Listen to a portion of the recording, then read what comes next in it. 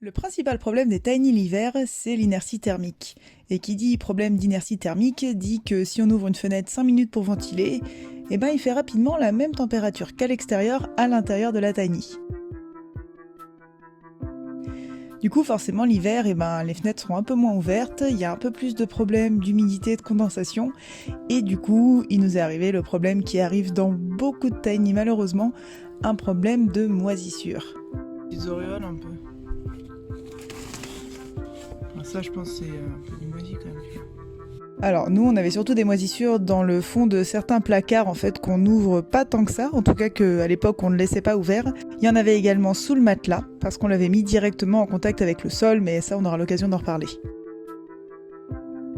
Ce qu'on a commencé par faire, du coup, tout simplement, c'est de faire des petits trous d'aération dans le fond des placards, afin que l'air circule un peu plus. Et on essaye aussi un petit peu dans la journée de les laisser entrouvert quelques heures.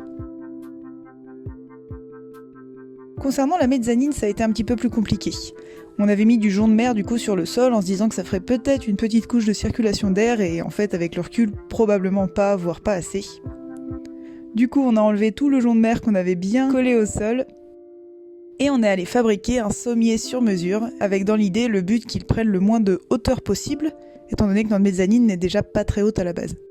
Pour les lattes, on est allé chiner des vieux sommiers sur le bon coin. Faut acheter quoi?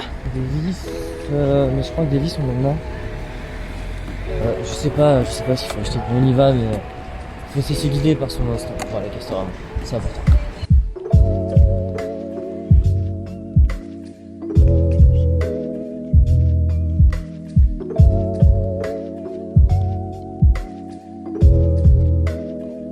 Faire des casseaux, faire un lit.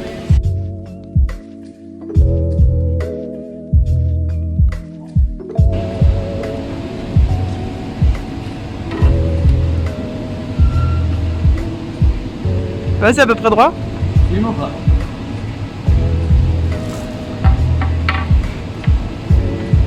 Bon, on va leur coller une vis, ça va aller, non? Ouais, allez go.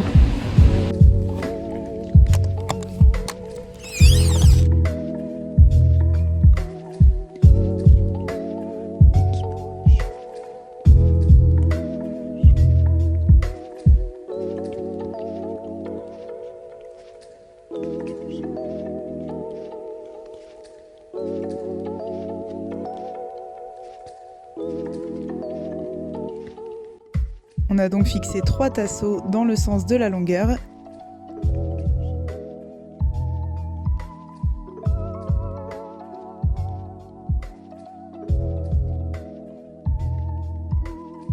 Et ensuite nos lattes en quinconce juste par-dessus.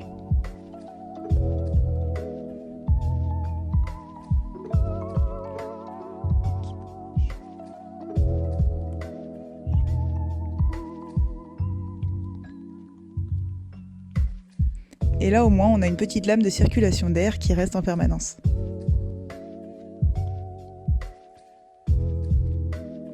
Ce qu'on fait de plus en plus du coup maintenant pour éviter au maximum ce problème de moisissure et d'humidité en général, pour mieux ventiler la tiny malgré les faibles températures à l'extérieur, c'est qu'on fait tourner nos ventilations beaucoup plus que d'habitude. Finalement ça ne consomme pas tant d'électricité que ça, même en étant en autonomie l'hiver.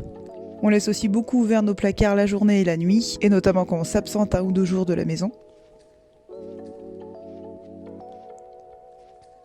On a aussi prévu de lazurer les revêtements du fond des placards qui n'étaient jusqu'à présent pas traités. C'est probablement pour ça aussi qu'il y a eu de la moisissure qui s'est installée à cet endroit-là.